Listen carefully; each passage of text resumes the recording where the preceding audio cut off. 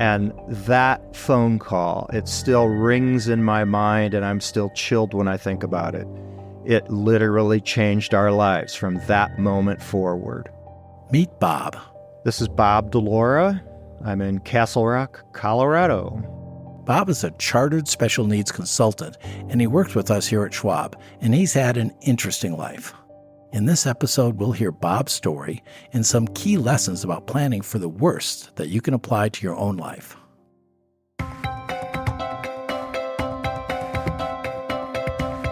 I'm Mark Reapy, and this is Financial Decoder, an original podcast from Charles Schwab. It's a show about financial decision-making and the cognitive and emotional biases that can cloud our judgment. And today's episode touches on the deepest emotions.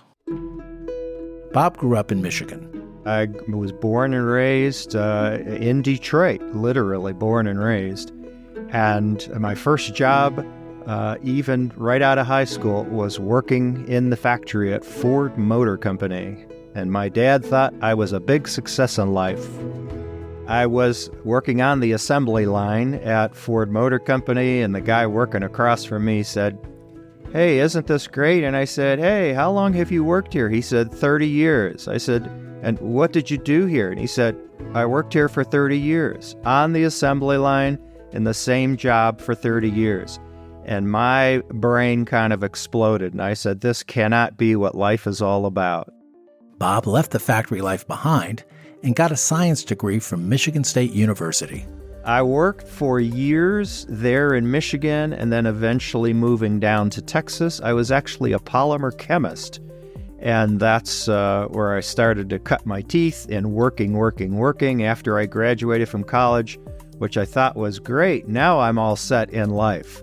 And then I realized there was still more stuff to do in life. So I ended up, when I was living in Texas, outside of Dallas, I went to the University of Dallas and got a master's degree in international business. Bob's wife was from Colorado, so they ended up moving there and starting a family. Our kids were growing until, we were getting them through school until the graduation day of kindergarten for our youngest, who was around 6 years old at that time, when we got the phone call. So our son's graduation from kindergarten, and it's the frantic phone call. Oh my gosh, something happened, oh my gosh.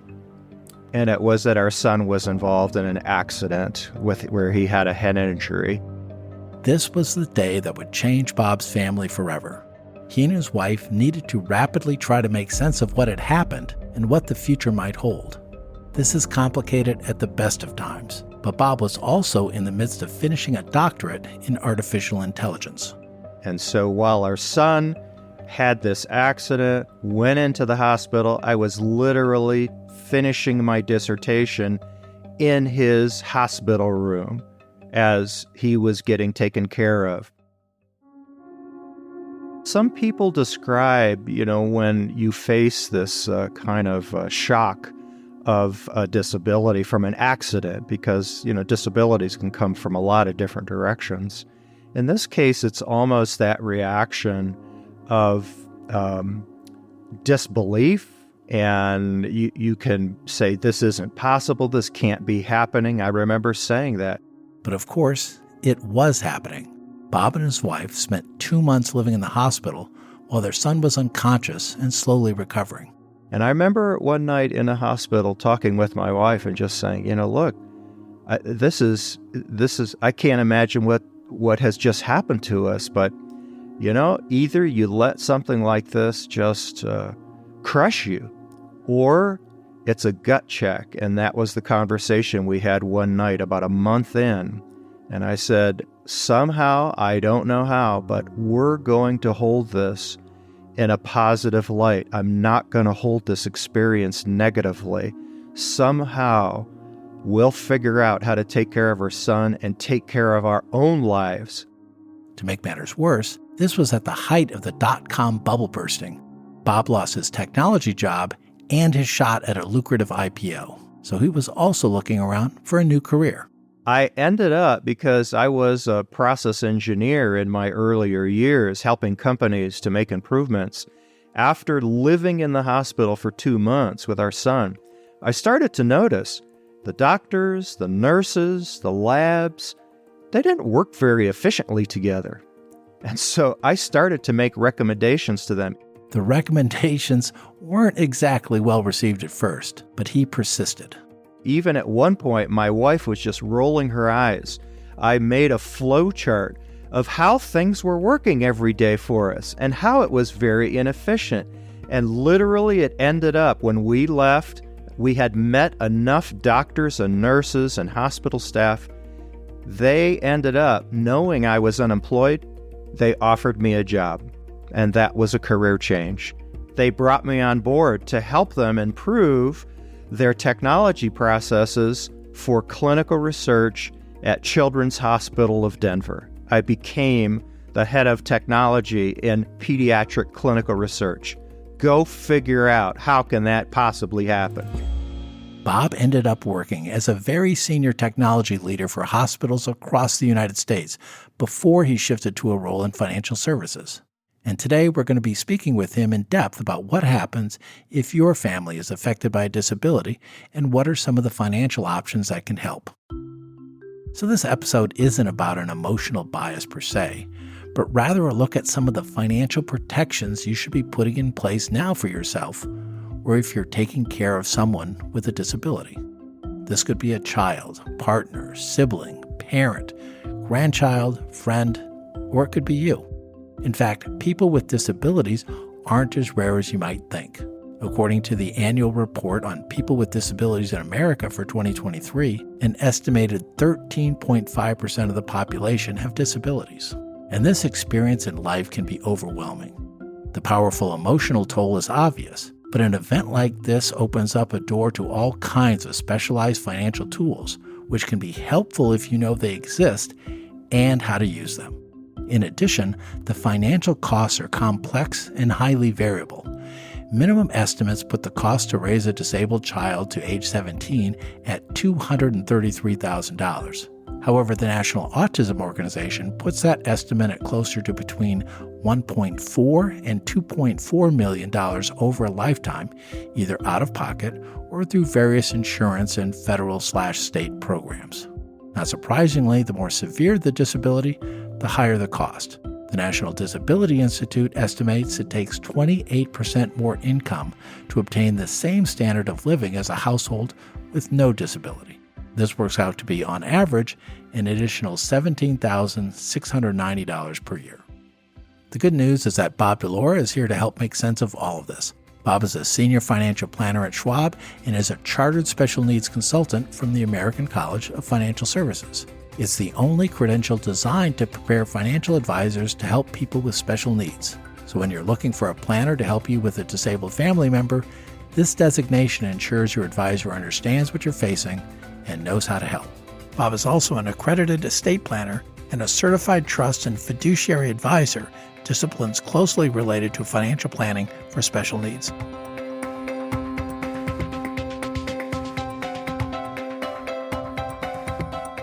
Bob Dilaura, thanks for being here today. Hey, Mark, thanks. Good to be here.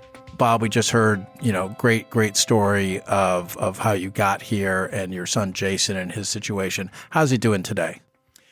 Yeah, thank you for asking. He is a huge success story. If you met him on the street, you wouldn't see any visible disability, and yet he is disabled and we deal with it every day, but he's become aware of his own life situation and he's on top of it. But he is just a stellar kid. People love him where he works, and we're always just smiling because he's a real success.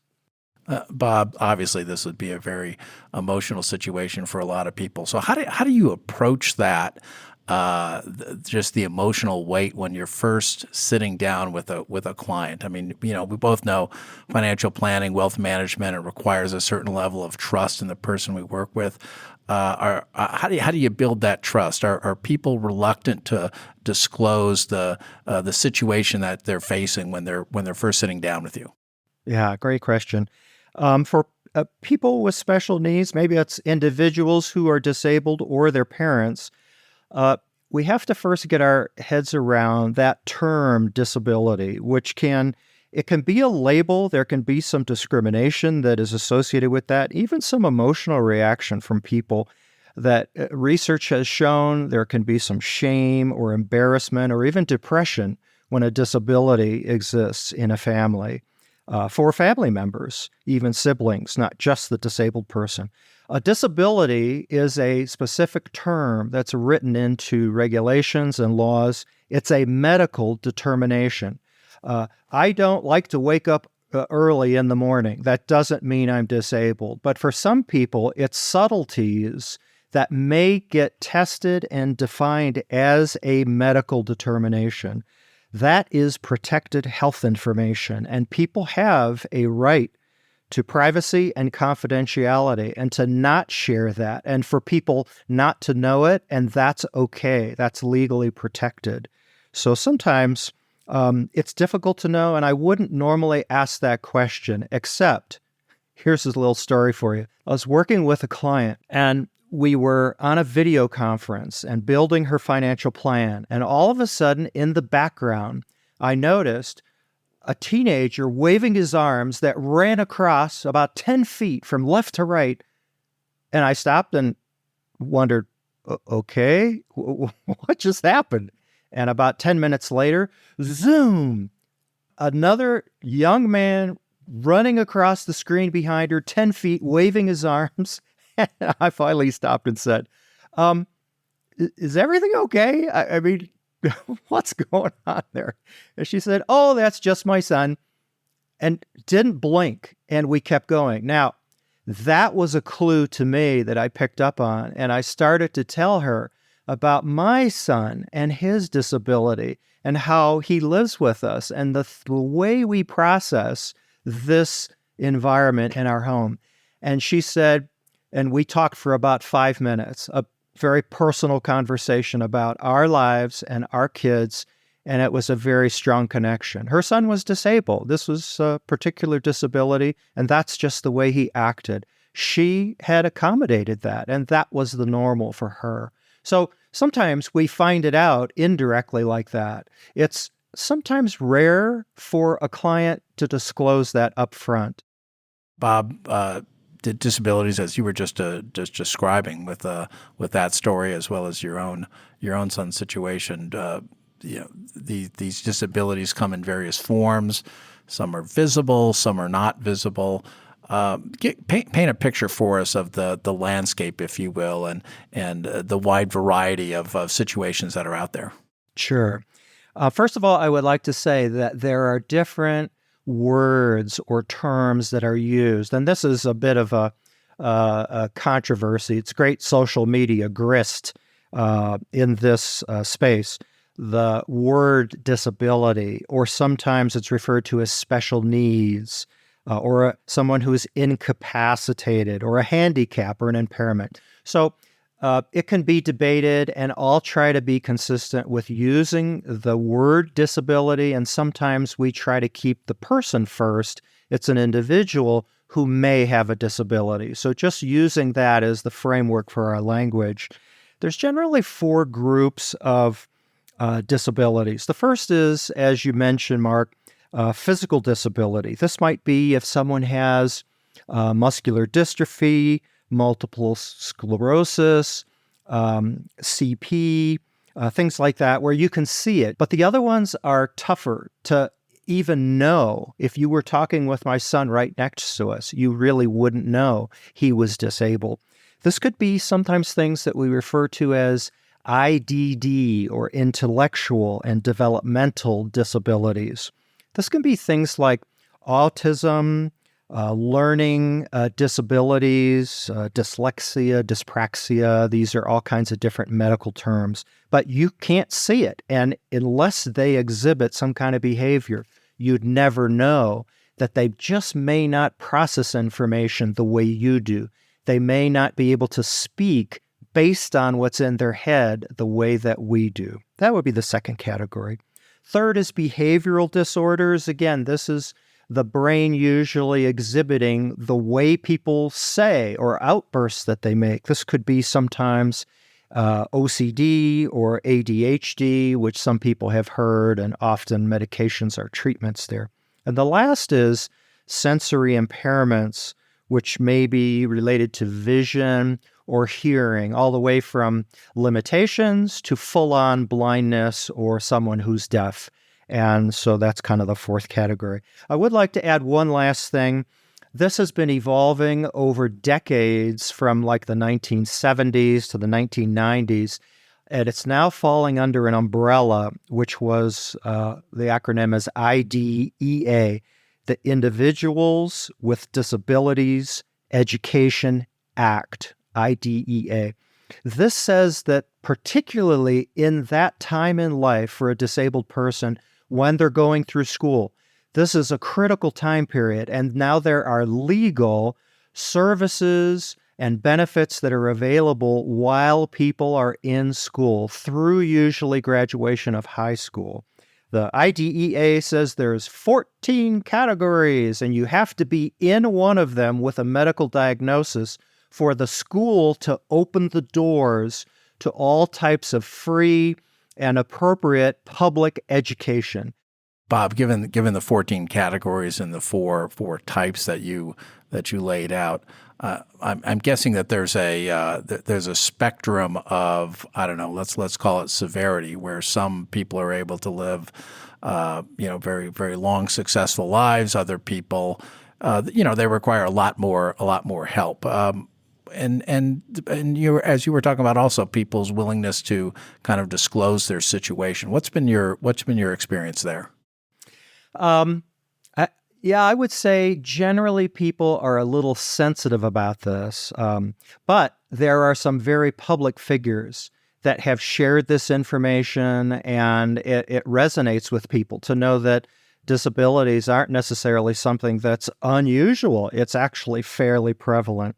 If I could, let me just kind of review quickly some well-known names of people with disabilities that people may not be aware of because it may not be something you could see or you would ever know. The first one I like to refer to is Harry Potter. Exactly, right? So this is Daniel Radcliffe. He disclosed after his tremendous success in that whole series that he has what's known as dyspraxia. So it's a challenge in moving and how he communicates with others. Daryl Hannah is autistic, so she's on the spectrum with a level of difficulty that she's learned to manage, and then she's gone forward and had a tremendous career. Will Smith, ADHD, has been one of those disabilities that he has publicly disclosed. And then, Mark, maybe here's a pop quiz for you or for our listeners. What does Tom Cruise, Cher, and Charles Schwab all have in common? I think I know the answer to that one. I'm going with dyslexia.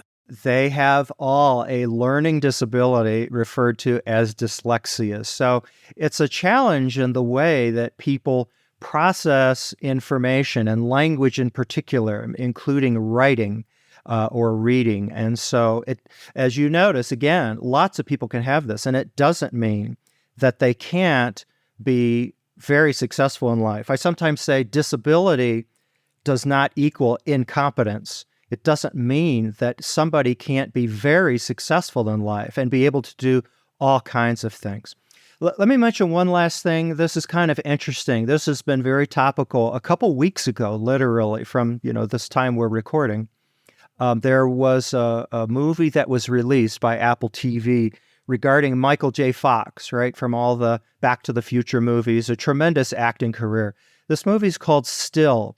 He, in his 20s, discovered from the twitching of his pinky that he had something going on. And he disclosed, after decades of figuring out how to deal with it, he has Parkinson's disease. The fact that he disclosed that and how he dealt with it and still went on to be tremendously successful, bringing awareness and literally raising billions of dollars for Parkinson's research, that's a movie well worth watching. So it doesn't mean, again, a disability is something that's bad.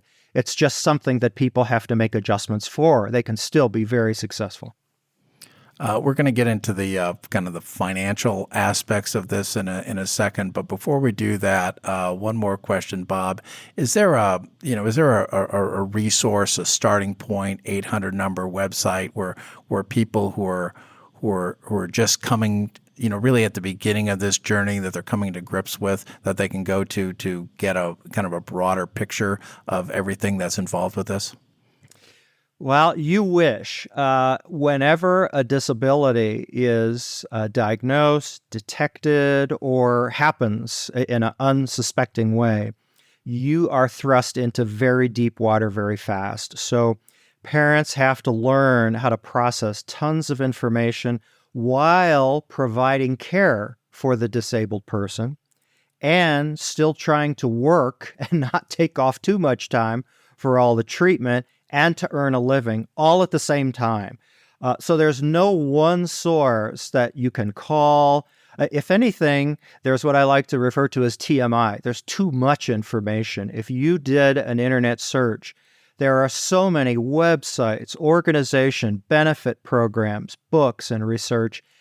You will get buried beyond the medical challenges you face. So it's really too much. So here's what I would suggest. Think of a wheel. The parent has to be the hub of a wheel that must connect well and communicate and work with a whole series of people in your care team or your network. So this could be the doctors and nurses, therapists and social workers, government, program personnel you have to work with, attorneys, or tax specialists, or financial planners. All of these are essential. And yet, there's what I call a care team paradox. If I were to ask my neurologist about our son, and if I were to ask him, "Hey, doc, what's the best government eligibility program? What has the easiest eligibility requirements? Is it SSI or SSDI?" He'd look at me like, "I don't have a clue. I don't even know who you should call." So even though each of them are experts and I need all of them, they don't all work seamlessly together. So I have to have those connections, pull them all together so that our particular needs are being met and somehow coordinate all of that together. So let's maybe narrow the scope here a little bit. For someone who might be caring for a disabled family member, maybe a newly family member who's just kind of discovered or a disability, where should they start in terms of the financial aspects of this? How should they reach out to an advisor, a planner? Maybe they already have one, but now because of the situation, they've got bigger concerns than just retirement planning or college planning. How do you get started on that? Yeah, so first I would say there is a path, there is a river that kind of flows where your lives financially unfold and things happen and finances are a piece of people's lives. But when an individual with a disability comes into that setting, it has to somehow run in parallel. And I would say there's general phases that are involved there, some of which I've talked about. You got to discover as early as possible what is the disability, try to get treatment for that, right? So you just have to accommodate that. And in some cases, that involves money, right? There are insurance questions that have to do with that, or some things that are not covered by insurance. So that first phase has to get done. The educational setting would be the second. You have to get kids through learning as much as they're able to learn as well as they can. Again, this may require some time, may require some costs. Things we did with our son was additional technology. Maybe we could help him learn at home. Maybe there's stuff he does over the summer, all of which ties to there's an expense for these things. So that has to be part of what we're doing. The third phase of these five that I would say has to do with a work environment for the disabled individual. Once they get past school, now you've got a transition to make. What does that look like? Are they able to work? Are they able to be hired or interviewed? whole separate program to be done on that, but they are able to do whatever, and sometimes it evolves for them to be able to do better and better at earning something which may not be about the income, but it's about their interaction with a work environment and with others. Fourth of those 5 areas would be regarding living. Maybe, and in many cases, clients I work with, the individual who's disabled is living at home with mom and dad. And that's fine. That's very common. But eventually, maybe there's a question of independence, and maybe they don't want to be living at home anymore for various reasons, right? This can be a love-hate relationship. So you have to figure that out. What's work going to look like, and are they able to earn income or get enough government benefits to be able to afford to move out? And the last would be, what does life look like after mom and dad also are not able to take good care of themselves or pass away? And that is a real challenging area to talk about. Let me add a quick story here. I was talking with a client. We were building a financial plan. She had specific questions about long-term care. And so I was talking to her, and we were going over how's long-term care work and the costs and what's she going to do with her home. And as we were talking, I noticed in our systems that there was a gentleman with the same last name who had the same address living at home. Now, this lady was getting to be a bit elderly. And so as I asked about that, and she goes, oh, that's not my husband. That's my son. Now, this is where sometimes Social Security refers to as an adult child. It's not just kids who have disabilities and special needs. We often talk about that, but they eventually grow up and they get out of school, and they often are living at home for decades. It doesn't mean that they aren't going to live a long life. Well, she was facing the challenge of, how do I transition out of my home into long-term care, including possibly selling my house? And how does that impact my son?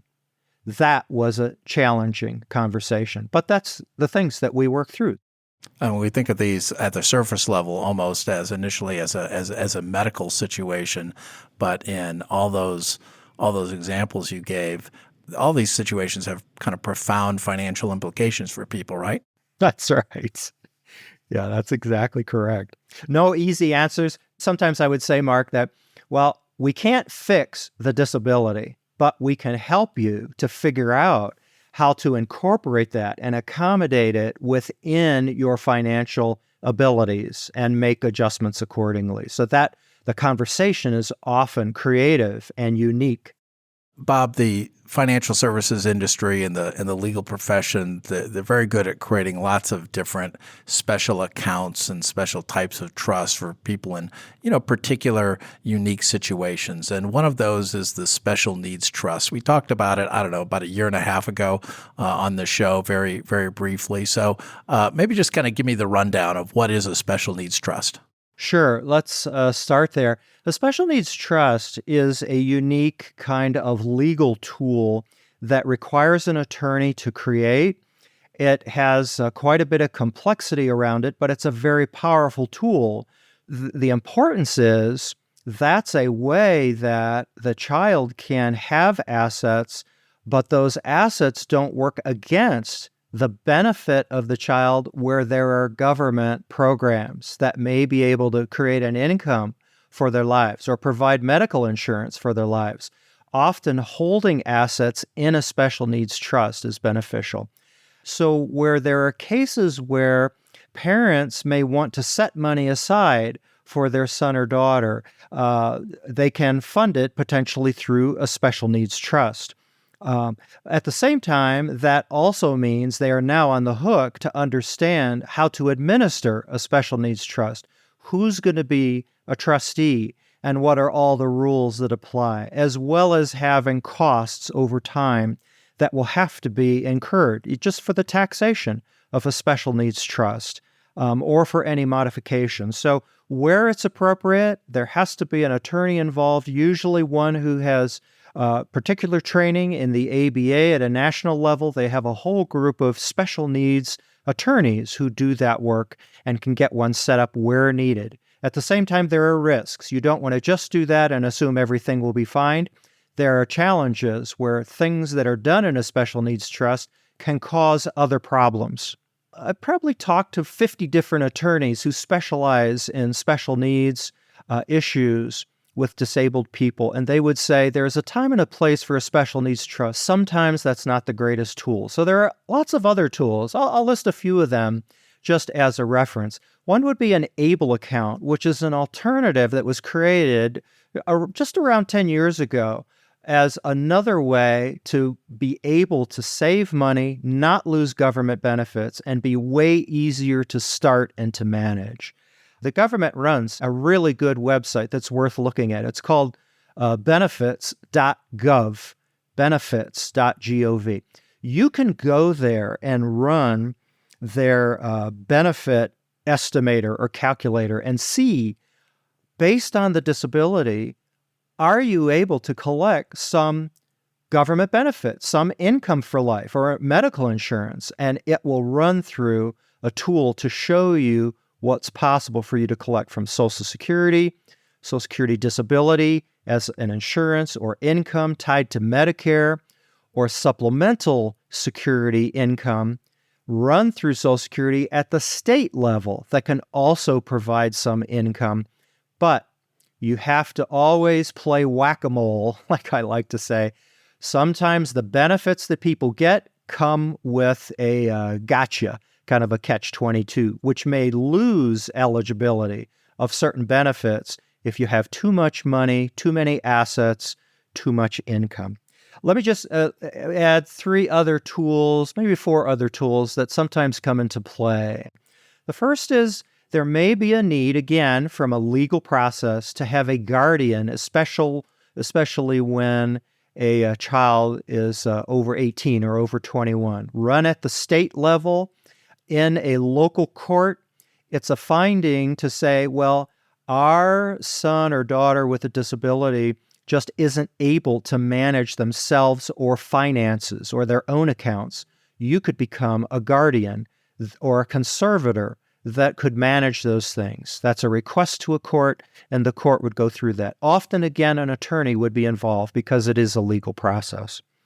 The last 3 I would mention is there are things that are called a life care plan.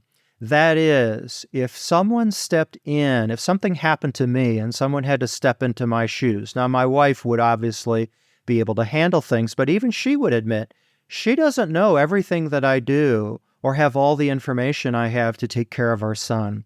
So a life care plan could be literally 50 or 60 pages of every detail of what we're doing to take care of our individual with disabilities. Now, it's hard to do. That's almost too much detail. So from a life care plan, it's gotten scaled down where some people have what we would refer to as a letter of intent. If something happened to me, here's what I'd like to happen for my son or daughter that has a disability. Much shorter, 2 or 3 pages. It's like a final letter of intent. But the one that I want to specifically mention in the last 3 or 4 years, this has been one that I really see tremendous value in. It's not real long, but it is also highly tailored to the individual and their needs, and it brings in what's their living situation, what's their healthcare situation, how are they connected in the local community, and who's going to be providing support if needed. That's referred to now as a personal support plan. It's meant to be reviewed every year and see what works for them. So it's not just theoretically how things are going to go and somebody should look at it. That's put on a shelf. But this is really a working document uniquely tailored to them based on what works for them. So that might be 8 to 10 pages. And again, that's a much more modern version of how to best care for somebody. So Bob, life care plan, letter of intent, personal support plan, are these legal documents or are these kind of sort of guidebooks, but they're not kind of legally binding in the same way that a will might be? Yeah, exactly. Yeah, these are more guidance documents. It's really a parent saying, okay, look, here's what I'm doing, here's what the situation is. Eventually, I'm not going to be here, right? That's the whole dynamic of a will. So it's really the handoff, whether it's a guardianship, which would be a legal connection. I have to report every year to the courts in my role as a guardian, right? And attorneys would have to be involved if there's going to be unique changes there. My son could even appear to court and have his own attorney if he thought that I was doing something that was inappropriate for him. So some of those have legal oversight and require legal construction. But in general, that adds a level of complexity. So where possible, it'd be great if it could be easier and less costly. How do you go about selecting a guardian in a case? I've got kids. We put together, some estate planning documents. It was fairly easy to figure out the guardian situation if that were to come to pass. I'm guessing it may be a little bit more complex in the situations we're discussing here. So, what's your advice there? Yeah, I would certainly, touch base with an attorney. This is their wheelhouse, and they will walk through the pros and cons, what makes a good one, what doesn't make a good one. There was a whole bunch of training I had to go through to understand the process, and you have to legally petition the court and request to take control over this person's rights. And so we argued because of the disability that our son had, this was the right thing to do. And with all the forms and the proceedings, and, it could be 6 to 12 months of wrangling through even an appearance in court with our son, where they give that as discretion and freedom that was transferred, but theoretically, it could go back to him if that was not needed anymore. So I have to reprove that on a regular basis. It could be parents. It could be an attorney. It could be someone who you just trust, who understands and is willing to make that kind of commitment. There are people who are professionals that do this, but there is a cost for doing that. I'm going to go back to the ABLE account. Maybe give me a little bit of detail as to what you think the profile is for someone where that type of account makes sense. Yeah, that's a great question. Literally, this was created as an offshoot. There was some individuals who were saying, you know what, I just don't have a lot of money, but if I have over $2,000 in a checking account, I lose my eligibility for SSI benefits. And it's like, that shouldn't be something that's right. They require now, again, people who are disabled to go and try to work to be able to be eligible for benefits. But you can't earn too much money, otherwise you become ineligible for those benefits. What a catch-22 for people. So an ABLE account was created to keep it simple, to keep it low cost, to keep it out of the legal framework, and to say, how could I save money just by setting up an account that would have those kinds of protections? This is something that's run at a state level. It's very similar to what some people know as a 529 account. This is a college savings account where you could put money in an account up to a certain amount every year. You can't just jam $1 million in this if you're a rich person for your kids, but up to a certain amount, you can save money. And like a 529 educational savings account, if you spend that money for educational qualified expenses, then the money that was donated and the growth of that money is basically tax-free.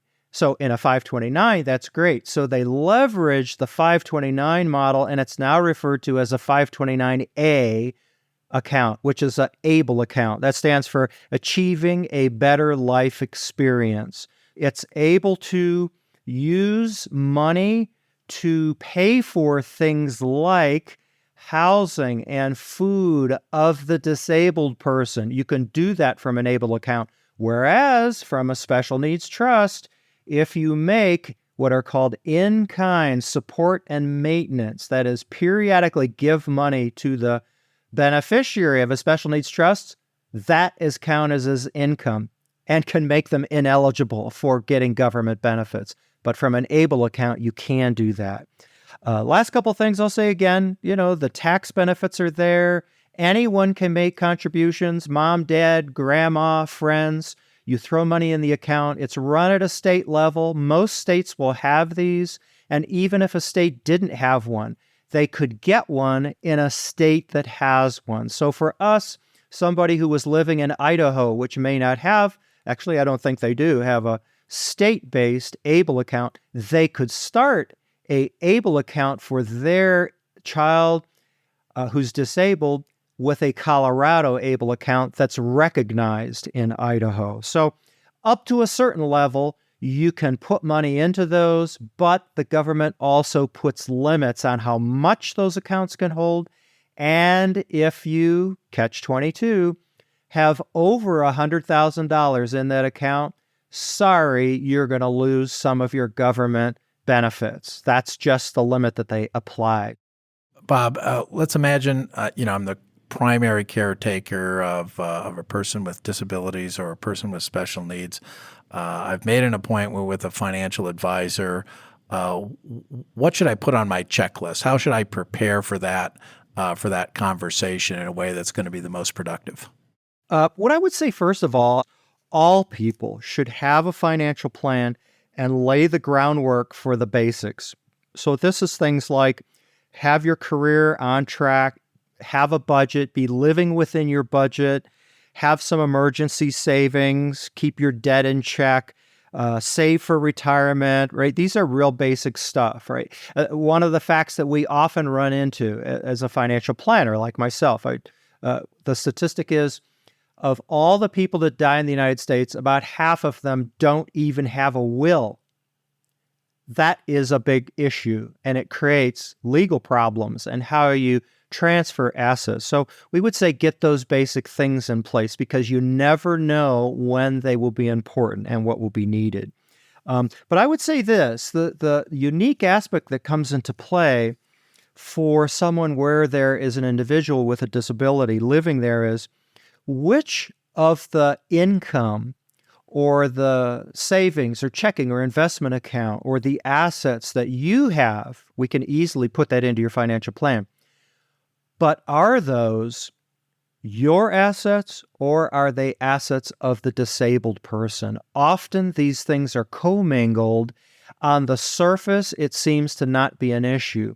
But, for example, with Social Security disability income, a parent may be named as a designated beneficiary receiving government benefits on behalf of the individual who's disabled. They often count that as their money.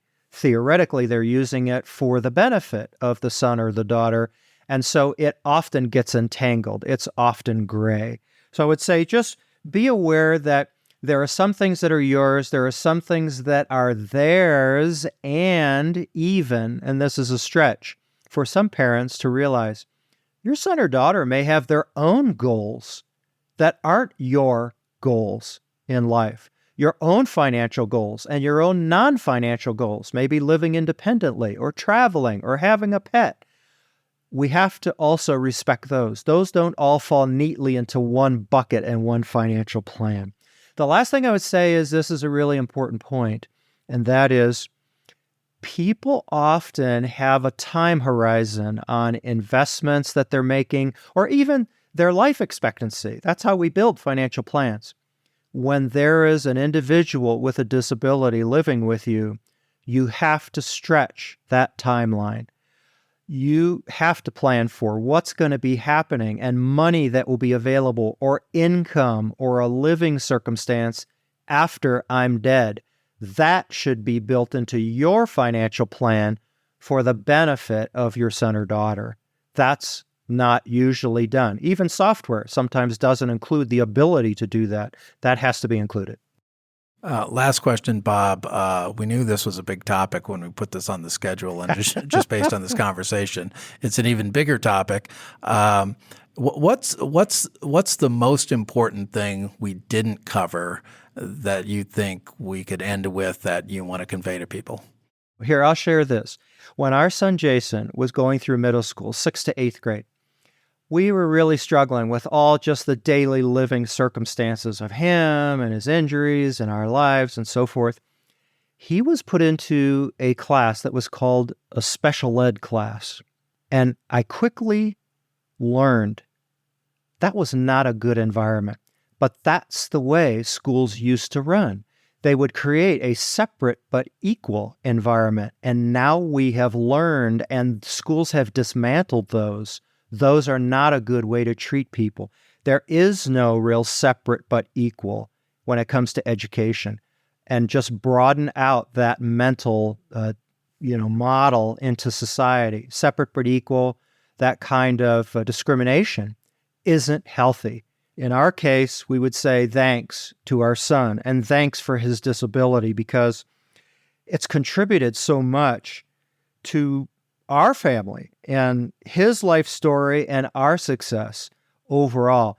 People can succeed and thrive, have their own goals, and with the right opportunities, the right support, can be thriving members of a community. And ultimately, I think it's a credit and benefit to society. Bob Dilaura is a senior financial planner at Schwab, and he's a chartered special needs consultant. And Bob, this has just been a real eye-opening episode, so I really appreciate you taking the time to talk to us. Yeah, thanks, Mark. It was a lot of fun.